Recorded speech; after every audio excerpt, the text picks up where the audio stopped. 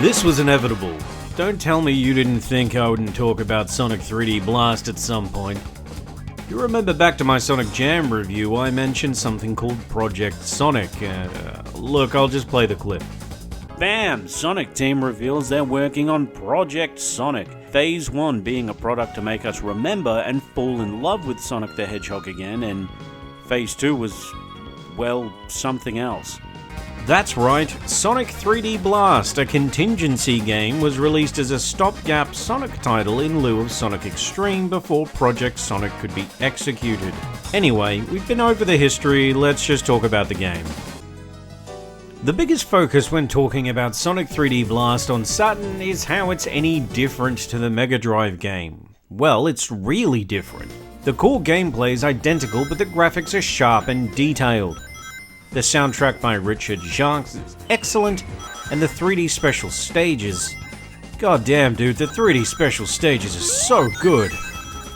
So, there's a lot going on that Sonic 3D Blast on Mega Drive didn't have. The game looks really sharp with a super cute aesthetic replete with little touches like moles and various other critters working away in the background. The colours, courtesy of the 32-bit powerhouse that is the Saturn, are out of control in this game, with scenery really popping off the screen. What really makes a graphics engine move though are the 3D special stages.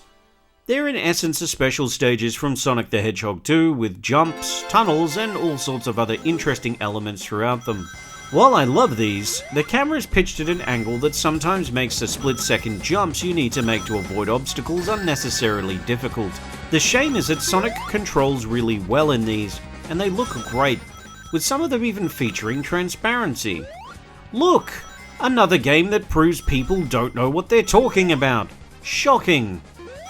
That's where the additions end though. When those extras are set aside, this is indeed the exact same game you can play on a Mega Drive for the most part.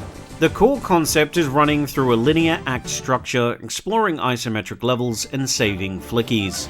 If you're hit by an enemy or hazard and you have Flickies, your Flickies run away. Sometimes the Flickies run away into lava and you can't collect them. Nice. Very nice. I really don't mind this style of gameplay overall, and it's pretty refreshing to see something like this from a series like Sonic that was mostly known for side-scrolling up until then. Issues arise in the later levels where you have Flickies who may or may not want to cooperate with you, and the levels themselves become quite convoluted. This also highlights another problem. There's no saving in this game. You have to play it all the way through, and if you get Sonic 3D fatigue and you want a break, tough. Someone go back in time and tell Traveler's Tales a Saturn has built-in memory, please. Finally, the game has a really great soundtrack.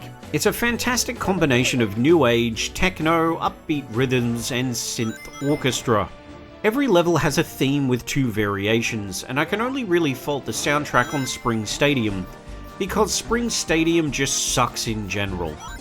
And that's Sonic 3D Blast, a nice little stopgap game that falls over by not having a save system, by lumping you with erratic Flickies, and being too similar in core gameplay to the Mega Drive game. That said, it looks and sounds very nice, and the 3D special stages are just outstanding.